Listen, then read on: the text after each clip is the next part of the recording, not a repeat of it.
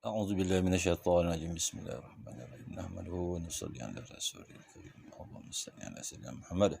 InsyaAllah tuan-tuan menggunakan Allah SWT, pada hari ini kita sambung dengan hadis-hadis Nabi SAW, yakni di dalam fadilat sedekah, yakni dalam bab fadilat infak. Allahumma salli alaihi wasallam. Sayyidina Abdullah bin Abbas radhiyallahu an meriwayatkan bahawa Rasulullah sallallahu alaihi wasallam bersabda, setiap kebaikan itu ialah sedekah. Seseorang itu menunjukkan ke arah kebaikan akan mendapat pahala yang sama seperti orang yang melakukan kebaikan itu sendiri. Allah SWT mengasihi orang yang menolong orang yang ditimpa musibah. Allahumma salli. Hadis riwayat Maqasid Hasanah. Keterangan. Terdapat tiga perkara yang dinyatakan dalam hadis ini. Pertamanya ialah setiap kebaikan itu sedekah. Maksudnya ialah bersedekah bukanlah semestinya dengan memberi harta benda, dan sedekah tidaklah terkhusus hanya dengan memberi harta benda. Bahkan apa-apa sahaja kebaikan yang dilakukan oleh seseorang akan menyamai sedekah dari segi pahala. Dalam sebuah hadis dinyatakan bahawa dalam diri manusia terdapat 360 sendi. Adalah penting untuk bersedekah setiap hari. Bagi pihak setiap sendi, ada sahabat bertanya, "Ya Rasulullah, siapakah yang mampu melakukannya?" Yakni 360 sedekah setiap hari. Baginda SAW bersabda, membersihkan ludahan yang ada di dalam masjid juga sedekah, membuang benda-benda yang menyakiti di jalan juga sedekah, dan jika tiada apa-apa yang boleh disedekahkan, 2 rakaat solah duha cukup untuk menggantikan semua sedekah itu. Allahu Akbar. 2 rakaat solah duha cukup untuk menggantikan semua sedekah itu. Ini adalah kerana dalam solah, setiap sendi mesti bergerak untuk beribadat kepada Allah SWT. Dalam sebuah hadis dinyatakan bahawa setiap hari apabila matahari terbit, maka menjadi hak ke atas setiap orang untuk bersedekah bagi pihak setiap sendinya. Mendamaikan 2 orang ialah sedekah. Tolong mengangkat barang seseorang ialah sedekah. Mengucapkan kalimah La ilaha illallah ialah sedekah. Setiap langkah menuju ke masjid untuk bersolah ialah sedekah. Memberitahu jalan kepada seseorang ialah sedekah. Membuang benda-benda yang menyakiti dari jalanan juga sedekah. Dalam sebuah hadis dinyatakan menjadi hak ke atas setiap orang pada setiap hari untuk bersedekah bagi pihak setiap sendinya.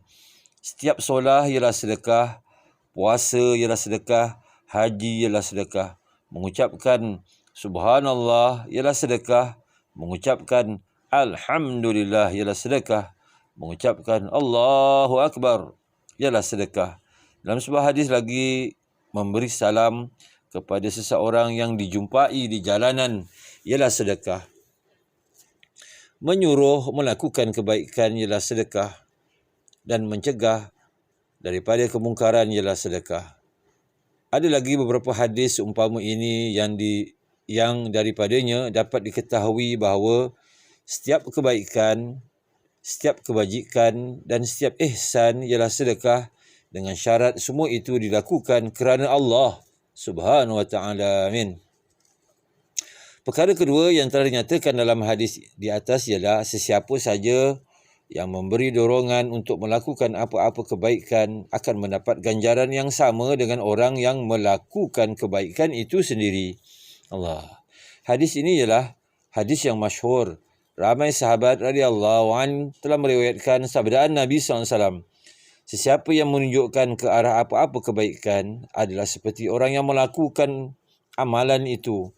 Betapa besar pemberian, kurniaan, anugerah dan ihsan Allah SWT. Kurniaan dan pemberiannya itu boleh didapati tanpa usaha, namun kita yang tidak ingin mengambilnya, habis apakah lagi rawatan yang patut dijalankan.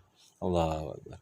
Ada juga ada orang yang tidak dapat bersolah sunat banyak-banyak, maka dia memberi galakan kepada orang lain dan menyediakan mereka bersolah sunat, maka orang itu juga akan mendapat pahala mereka. Disebabkan diri sendiri miskin ataupun kerana apa-apa alasan yang lain tidak dapat menginfakkan banyak harta, maka dia memberi dorongan kepada orang-orang lain memberi sedekah, maka dia juga mendapat pahala sedekah bersama dengan mereka. Allahu Akbar. Allah. Ada orang yang tidak dapat berpuasa, tidak dapat menunaikan haji, tidak dapat berjihad dan tidak dapat melakukan mana-mana ibadat lain. Tetapi dia memberi galakan terhadap amalan-amalan itu kepada orang lain, maka dia akan menjadi rakan kongsi kepada mereka semua dalam pahala. Allahu Akbar. Ini ialah satu perkara yang sangat-sangat perlu untuk difikirkan dan difahami. Jika seseorang itu melakukan semua amalan itu sendiriannya, maka dia mendapat pahala amalan seorang saja. Jika dia memberi galakan kepada 100 orang, lalu menyediakan mereka melakukan amalan-amalan itu, maka dia akan mendapat pahala 100 orang. Jika 1,000 orang, 2,000 orang atau lebih ramai lagi orang yang disediakan, maka seramai mana orang yang disediakan, maka dia akan terus menerus mendapat pahala mereka semua. Allahumma salli. Perkara yang menarik ialah jika seseorang itu meninggal dunia pun tetap pahala orang-orang yang masih beramal akan terus menerus sampai kepadanya. Allahumma salli. Sememangnya ihsan Allah SWT kepada kita semua tiada had dan batasan, dan sememangnya bertuah orang-orang yang meninggalkan dunia ini setelah menyediakan jutaan orang semasa hayatnya untuk usaha agama, dan sekarang dia mendapat bahagian daripada pahala orang-orang yang melakukan amalan itu. Allahumma salli. Jadi alhamdulillah tuan-tuan dan Allah SWT, mudah-mudahan Allah SWT kurniakan kita taufik dan hidayah. Apa yang kita dengar ni dapat kita amalkan dan sampaikan, insya-Allah. Kita tutup dengan tasbih kifarah. Subhanallah bihamdi, subhanakallah wa bihamdika, asyhadu an la ilaha illa anta, astaghfiruka wa atubu ilaik.